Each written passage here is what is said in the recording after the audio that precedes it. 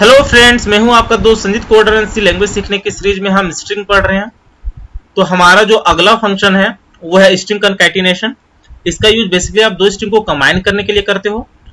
उसके बाद है स्ट्रिंग कंपैरिजन, strcmp। इसका यूज बेसिकली आप दो स्ट्रिंग को कंपेयर करने के लिए करते हो। अगला है strcpy, स्ट्रिंग कॉपी। इसका यूज बेसिकली आप एक स्ट्रिंग को दूसरे स्ट्रिंग पे जब स्टोर करवाना चाहते हो तो उस केस में आप strcpy यूज करते हो। और लास्ट है आपका सबस्ट्रिंग। इसका यूज बेसिकली आप एक स्ट्रिंग के अंदर सबस्ट्रिंग फाइंड आउट करने के लिए करते हो। तो इसको चेक कर लेते हैं।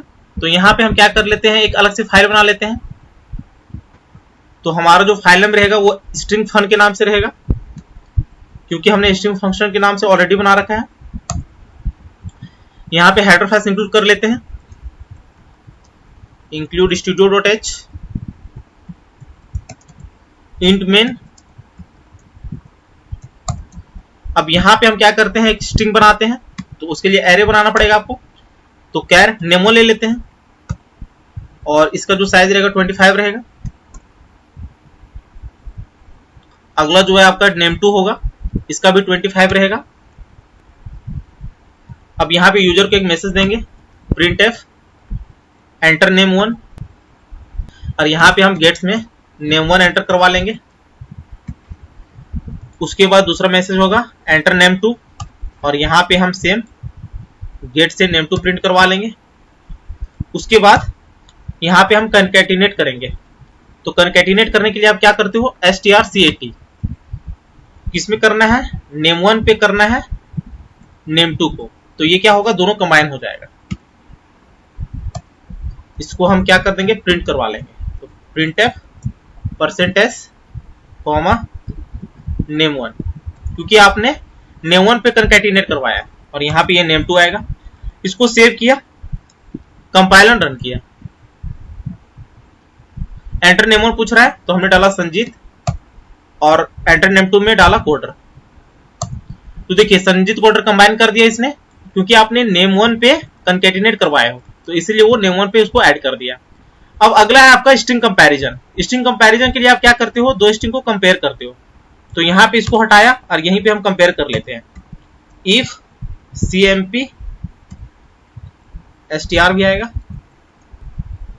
name1 name2, यदि वो इक्वल टू 0। देखिए इसमें आप क्या करते हो, जब दो स्ट्रिंग को कंपैरिजन करना होता है तो उसको हम डबल इक्वल टू 0 से कंपेयर करते हैं। यदि ये इक्वल होगा तो यहां पे printf में आप प्रिंट करवा सकते हो both are equal, backslash n। Else में आप प्रिंट करवा सकते हो बोथ आर नॉट इक्वल।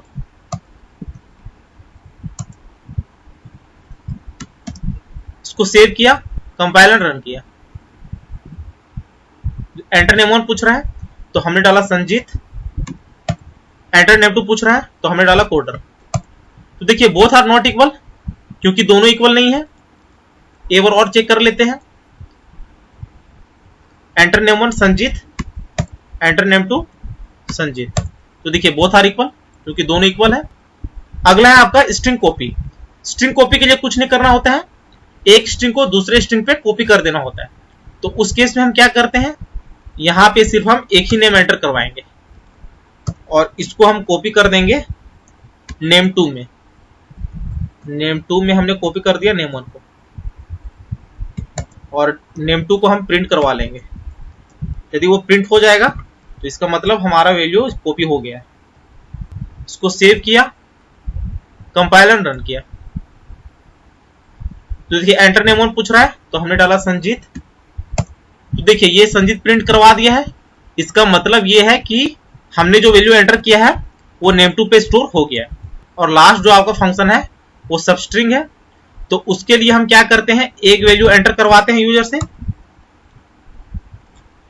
और यहां पे एक और हम पॉइंटर ले लेते हैं। इस केस में बेसिकली आप पॉइंटर यूज करते हो।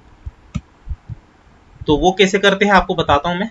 यहां पे name3 किया, इक्वल टू str, और यहां पे आपको क्या करना है, name1 जो होगा तो इसमें हम चेक करवाएंगे कि यदि यूजर ने जो स्ट्रिंग एंटर किया उसमें कोडर है कि नहीं, और साथ ही में हम इसको प्रिंट भी करवा लेंगे। तो हमारा name3 कंपाइलर रन किया, एंटर नेम पूछ रहा है तो हमने डाला संजीत कोडर।